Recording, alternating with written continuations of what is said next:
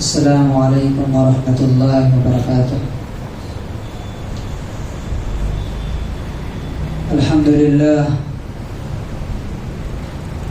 نحمده ونستعینه ونستغفره ونؤمن به ونتوکل علیہ ونعوذ باللہ من شرور انفسنا ومن سیئات اعمالنا من يهده الله فلا مضل له ومن يضلله فلا هادي له ونشهد أن لا إله إلا الله وحده لا شريك له ونشهد أن سيدنا ومولانا محمدا عبده ورسوله أما بعد فأعوذ بالله من الشيطان الرجيم بسم الله الرحمن الرحيم الله الذي خلقكم من ضعف ثم جعل من بعد ضعف قوة ثم جعل من بعد قوة ضعفا وشيبا يخلق ما يشاء وهو العليم القدير وقال تبارك وتعالى إنهم فتية آمنوا بربهم وزدناهم هدى وقال عليه الصلاة والسلام سبعة يظلهم الله يوم لا ظل إلا ظله وشاب نشأ في عبادة الله تعالى۔ حضرات گرامی، اللہ تعالیٰ کا ارشاد ہے کل نفس ذائقۃ الموت، جو بھی زندہ ہے اسے موت کا مزہ چکھنا ہے۔ جو زندگی کا مزہ لے رہا ہے بہت جلد وہ وقت آنے والا ہے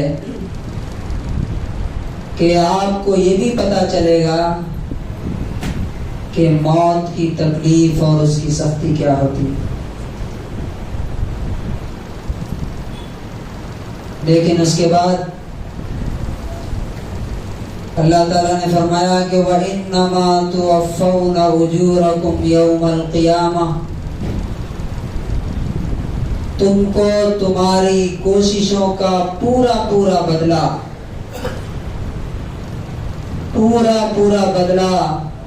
صرف اور صرف قیامت کے دن ملے گا۔ جب سے ہوش سنبھالا ہے، عقل آئی ہے، سینس کام کرنا شروع کر دیا ہے، اس وقت سے لے کر کے موت تک تم نے کیا کیا ہے، ایک ایک چیز کا بدلہ تمہیں قیامت کے دن پورا ملے گا۔ اگر اچھائی کر رہے ہو،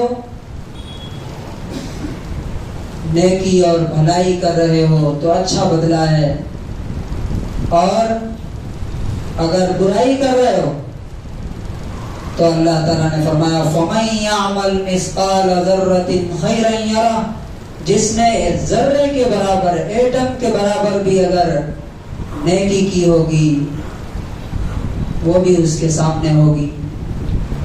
وَمَن يَعْمَلْ مِثْقَالَ ذَرَّةٍ شَرًّا يَرَهُ، اور جس نے ذرے کے برابر برائی کی ہوگی وہ بھی اس کو اپنے آنکھوں کے سامنے دکھائی دے، اور تول کر کے اس کو ویٹ کر کے اس کا پورا بدلہ دیا جائے۔ تو جب بدلہ دیا جائے گا تو دو ہی چیزیں ہو سکتی ہیں، یا تو جنت ملے گی اس دنیا کی زندگی کے بدلے، یا جہنم۔ تو فرمایا فَمَنْ زُحْزِحَ عَنِ النَّارِ، یاد رکھو اگر تم آگ سے بچ گئے، جہنم سے تمہیں بچا لیا گیا، وَأُدْخِلَ الْجَنَّةَ اور جنت میں انٹری مل گئی، جنت میں داخل ہو گئے، فَقَدْ فَاز تو تمہاری زندگی کامیاب ہو گئی۔ اور اگر اس کے اپوزٹ ہوا، جنت ہاتھ سے چلی گئی، دنیا میں رہ کے اس کی فکر اور کوشش نہیں کی، اور جہنم میں چلے گئے، تو فرمایا وَبِئْسَ الْمَصِيرُ کتنی بری جگہ ہے، کتنا برا ٹھکانہ ہے جو تم کو ملے گا۔ میرے بھائیو، اللہ تبارک و تعالیٰ اس زندگی کے بارے میں ہمیں بتاتا ہے، اور زندگی کا جو سب سے قیمتی وقت ہے یعنی جوانی، آج ہم اس ٹاپک پہ بات کریں گے۔ ہمارے جو بزرگ یہاں بیٹھے وہ سوچیں کہ کیا اللہ تبارک و تعالیٰ جیسے جوان چاہتا ہے، جیسی یوتھ وہ چاہتا ہے، کیا ان کے اولاد، ان کے بچے اس طرح سے ہیں؟ اور انہوں نے کیا کیا کوششیں کی ہیں اس کے لیے، اور کیا کوشش کر رہے ہیں؟ اور جو جوان ہمارے سامنے بیٹھے ہوئے ہیں وہ دیکھیں کہ کون سی جوانی ہے جو اللہ تعالیٰ کو پسند ہے، اور کس جوانی پر اللہ تعالیٰ نے قیامت کے دن اپنے عرش کا سایہ دینے کا وعدہ فرمایا۔ اس کے بعد میں آپ کو صحابہ کرام کے واقعات بتاؤں گا کہ ان کی جوانی کیسی تھی، انہوں نے اپنی جوانی میں کیا کیا کیے، اور ہماری یوتھ، ہمارے جوان کیا کر رہے ہیں اور انہیں کیا کرنا چاہیے۔ سب سے پہلے سورہ روم کی آیت نمبر 54 میں اللہ تعالیٰ فرماتا ہے اللہ الذی خلقکم من ضعف، اے انسانوں، اللہ تعالیٰ نے تمہیں کمزوری اور ویکنس کی حالت میں پیدا کیا، یاد ہے نا؟ تم اس حال میں پیدا ہوئے تھے کہ تم ہل نہیں سکتے تھے، خود سے کھانا نہیں کھا سکتے تھے، اپنی ضرورت خود پوری نہیں کر سکتے تھے۔ خلقکم من ضعف، اس کے بعد ثم جعل من بعد ضعف قوة، اس کمزوری کے بعد اللہ تعالیٰ نے تمہیں طاقت دی، جوانی کی طاقت، اور یہ طاقت بھی زیادہ دن تک نہیں رہے گی۔ ثم جعل من بعد قوة ضعفا وشيبا، پھر اللہ تعالیٰ اس طاقت کے بعد، اس جوانی کی طاقت کے بعد تمہیں بوڑھا اور کمزور کر دے گا، تمہاری طاقت اور تمہاری جوانی چھین لے گا۔ یخلق ما یشاء، وہ جو چاہتا ہے پیدا کرتا ہے، وہو العلیم القدیر، اور وہ سب کچھ جاننے والا، ہر چیز پر کنٹرول رکھنے والا ہے۔ تو میرے بھائیو، زندگی کے 3 فیز اللہ تعالیٰ بتاتا ہے، ایک بچپن، کمزوری کی حالت، دوسرے جوانی، بہترین طاقت، گولڈن پیریڈ، اور تیسرا بڑھاپا، جس میں انسان بہت کچھ کرنا چاہتا ہے لیکن کر نہیں سکتا۔ تو یہ جو گولڈن پیریڈ ہے جوانی کی،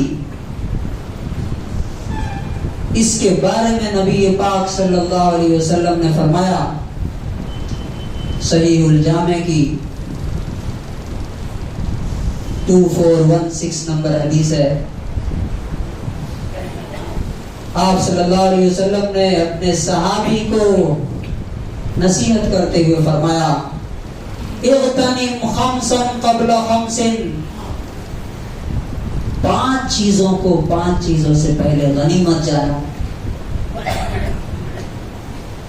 5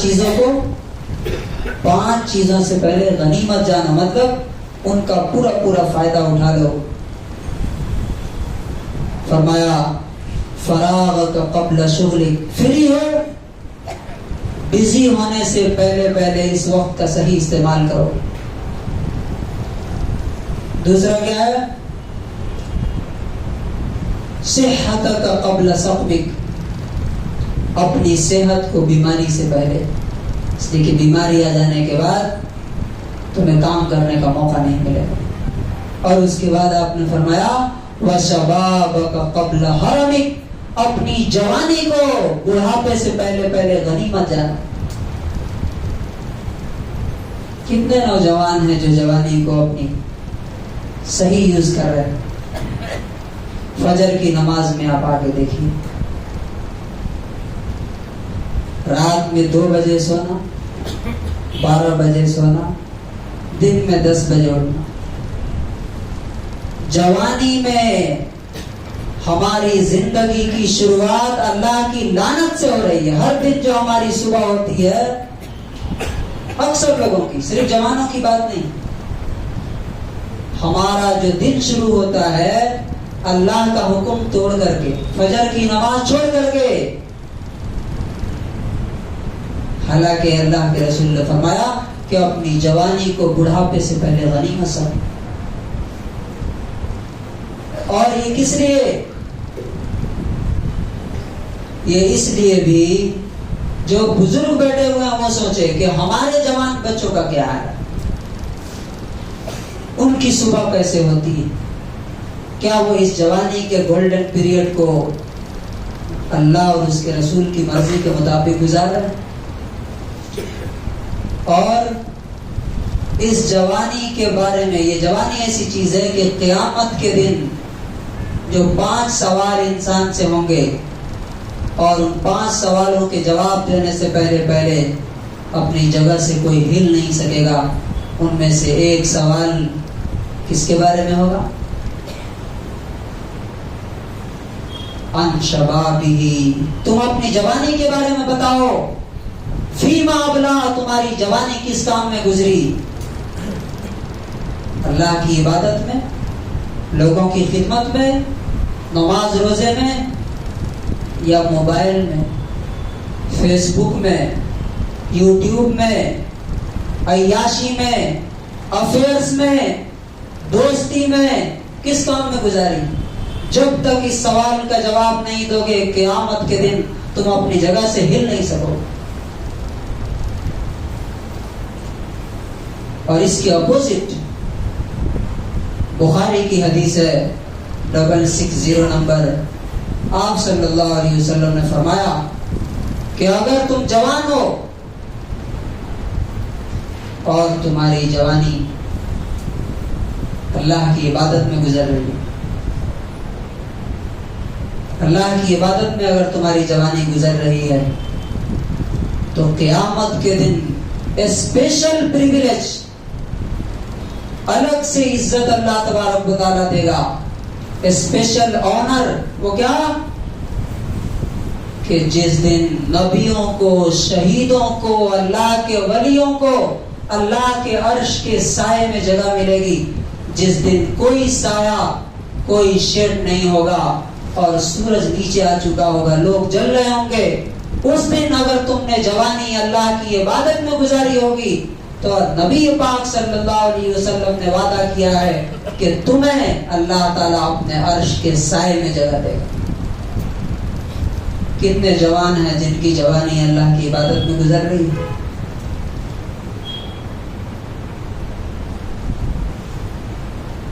میرے بھائیو، یہی وہ جوانی ہے جس میں آپ اپنے لیے، اپنے دین کے لیے، اپنی قوم کے لیے اور ساری انسانیت کے لیے بہت کچھ کر کے دنیا بھی بنا سکتے، آخرت بھی بنا سکتے۔ لیکن افسوس یہ ہے، آج ہم دیکھتے ہیں ہماری تربیت کی کمی، بزرگوں نے نوجوانوں کو حالات کے حوالے کر دیا، مایوس ہو گئے کہ اب یہ سدھرنے والے نہیں۔ حالانکہ اللہ تبارک و تعالیٰ قیامت کے دن ماں باپ سے سوال کرے گا کہ تم بچے کماتے نہیں تو ان کو ڈانٹتے تھے، پڑھتے نہیں تو ان کو مارتے تھے، اسکول نہیں جاتے ان کو ڈانٹتے تھے، کبھی اللہ سے جوڑنے کے لیے، نماز کے لیے، روزے کے لیے، تلاوت کے لیے کبھی تم نے کہا کہ میں آج سے تم سے بات نہیں کروں گا اگر تم نماز نہیں پڑھو گے تو ہمارے بزرگوں نے بچوں کے ذہن میں یہ بیٹھایا کہ دین سیکنڈری ہے، دنیا پہلی چیز ہے۔ نتیجہ یہ ہے کہ اکثر جوانوں کی جوانی کس میں گزر رہی ہے؟ موبائل، چیٹنگ، گیمز، دوستی، اور وہ بھی حرام دوستی، ناجائز دوستیاں۔ آئیے میں آپ کو دکھاتا ہوں کہ جو واقعی مسلمان تھے صحابہ کرام رضی اللہ عنہم اجمعین، ان لوگوں کی جوانی کیسے گزری۔ وہ لوگ کس لیے جیتے تھے؟ آپ امیجن کیجئے 13-14 سال کا بچہ ہے، ہمارے بچے کس لیے روتے ہیں؟ موبائل کے لیے، گاڑی کے لیے، کپڑے کے لیے۔ اور دیکھیے جو ہمارے اصل ہیرو ہیں صحابہ کرام رضی اللہ عنہم اجمعین، ان کی زندگی کیا تھی، ان کی تمنائیں کیا تھی، ان کے ڈیزائرز کیا تھے، ان کے خواب کیا تھے، ان کا گول کیا تھا۔ جب جنگ احد میں نبی صلی اللہ علیہ وسلم جانے لگے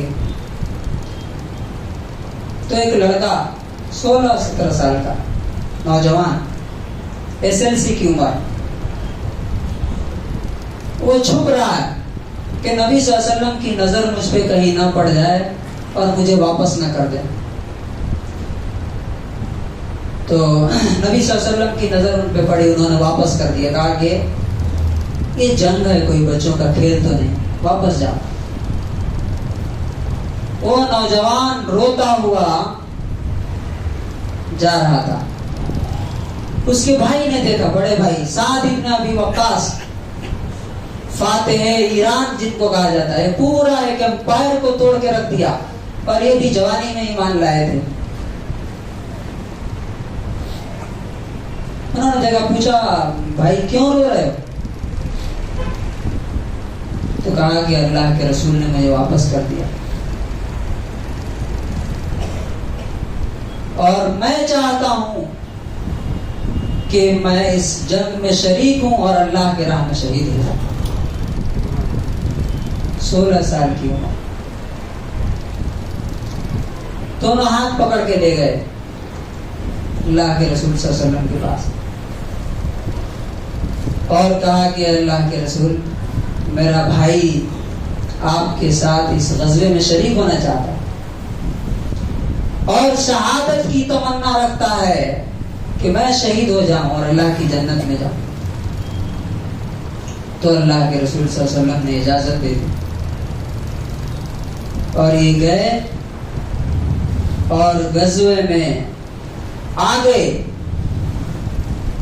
جوانوں کو، بوڑھوں کو پیچھے چھوڑتے ہوئے آگے بڑھ رہے ہیں۔ اتنے میں قریش کا، مکے کا بہت بڑا بہادر جس کا نام عمرو ابن عبد ودہ، یہ کہا جاتا ہے کہ 2000 لوگوں کے برابر اس کو سمجھا جاتا تھا، 2000 لوگوں کے برابر اس نے حملہ کیا اور تلوار مارا اور یہ گر کر کے شہید ہو۔ کہا جاتا ہے کہ سب سے ینگیسٹ شہید اسلام میں یہ جذبات تھے ہمارے جوانوں کے، جس کی وجہ سے انہوں نے دنیا پلٹ دی۔ آج ہمارے خواب کیا ہیں، ہماری تمنائیں کیا ہیں، ہمارے نوجوان کیا کر رہے ہیں؟ ایک اور مثال اسی غزوے کی ہے۔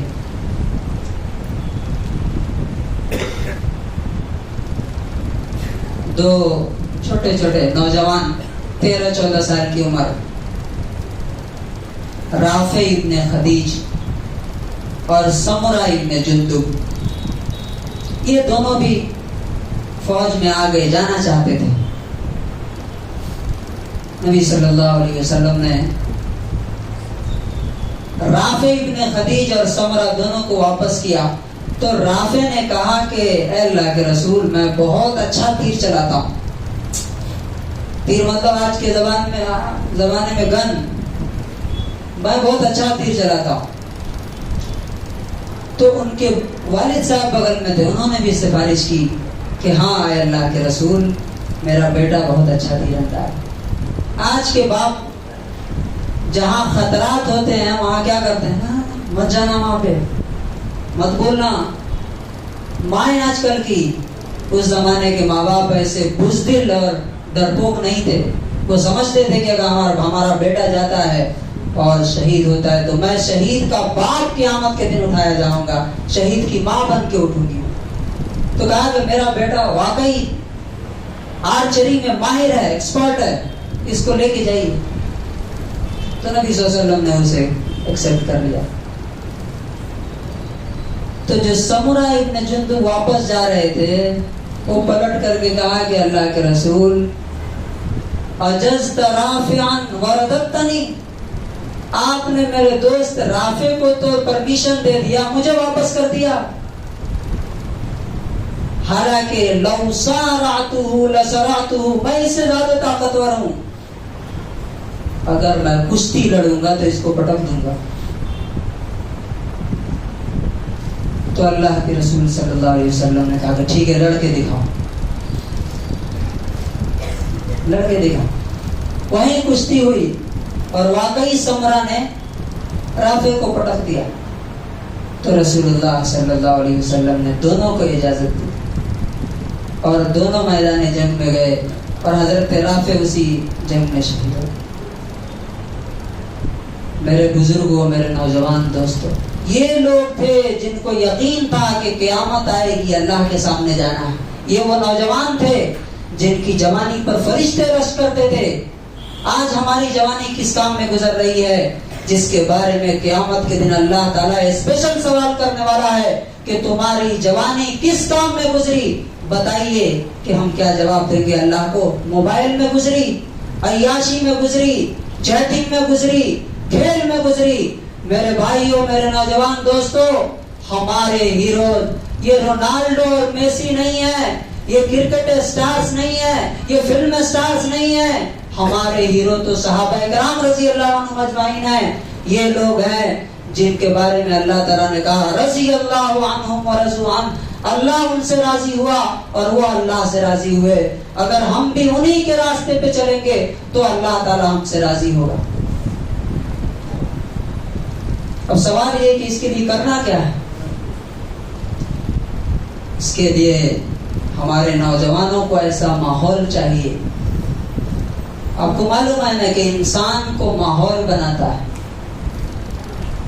اب صحابہ کرام کیا تھے, اونٹ چراتے تھے, لوٹ مار کرتے تھے, کیا کرتے تھے. لیکن جب نبی صلی اللہ علیہ وسلم نے ماحول دیا تو وہی اونٹ چرانے والا عمر 2 امپائر کو توڑ کے رکھ دیا, انہیں اونٹ چرانے والوں سے ماحول چینج کر دیا. ہمارے نوجوانوں کو ایسا ماحول چاہیے. ابھی سولیڈریٹی یوتھ فیڈریشن کرناٹکا لیول پر ایک پروگرام کرنے جا رہا ہے سنڈے کو, جس میں پورے اسٹیٹ کے مسلم نوجوانوں کو خاص طور سے انوائٹ کیا گیا کہ آئیے ماحول چینج کیجئے, دیکھیے دنیا میں کیا کیا ہو رہا ہے اور ہماری صلاحیتوں کی آج کے دور میں ہمارے دین کو کتنی ضرورت ہے اور ہمیں خود اللہ رب العزت کے دین کی, اس کی رضا کی کتنی ضرورت ہے. ان سارے ٹاپکس پہ بات ہوں گے. سواریوں کا انتظام کیا گیا ہے. آپ جتنے نوجوان یہاں پر ہیں یا جو بزرگ ہیں, ان کے بچے جو نوجوان ہیں, وہ سنڈے کو ضرور اس پروگرام میں تمام یوتھ, پورے کرناٹک سے یوتھ کو بلایا گیا ہے تاکہ ان کو بتایا جائے کہ زندگی کیسے گزارنی چاہیے اور خاص طور سے جوانی میں ہم اپنے لیے, اپنے دین کے لیے, اپنی قوم کے لیے, اور جو حالات ہندوستان میں اب سامنے آ رہے ہیں, ان حالات کا مقابلہ, ان چیلنجز کو فیس کرنے کے لیے نوجوانوں کو کن کن صلاحیتوں کی ضرورت ہے, اس کے لیے آپ سب کو انوائٹ کیا گیا ہے. ایک دن کے لیے ضرور ٹائم نکالیے اور جائیے وہاں, دیکھیے, ماحول چینج کیجئے. انشاءاللہ ہم اگر قدم بڑھائیں گے تو ضرور اللہ تبارک و تعالیٰ, اللہ تعالیٰ کہتا ہے کہ میرا بندہ میری طرف چل کے آتا ہے تو میں اس کی طرف دوڑ کے آتا ہوں. امید ہے کہ آج جو قرآن اور حدیث کی تعلیمات ہمارے سامنے آئی ہیں, اس کی روشنی میں ہم اپنی زندگی کو چینج کریں گے. اور جتنے نوجوان یہاں بیٹھے ہیں طے کریں کہ انشاءاللہ آج سے ہم 5 نمازوں کی پابندی کریں گے, اور جو بھی غلطیاں اور گناہ ہماری زندگی میں انشاءاللہ ہم اس کو چھوڑ دیں گے. یاد رکھیے, موت کے لیے بوڑھا ہونا ضروری نہیں ہے.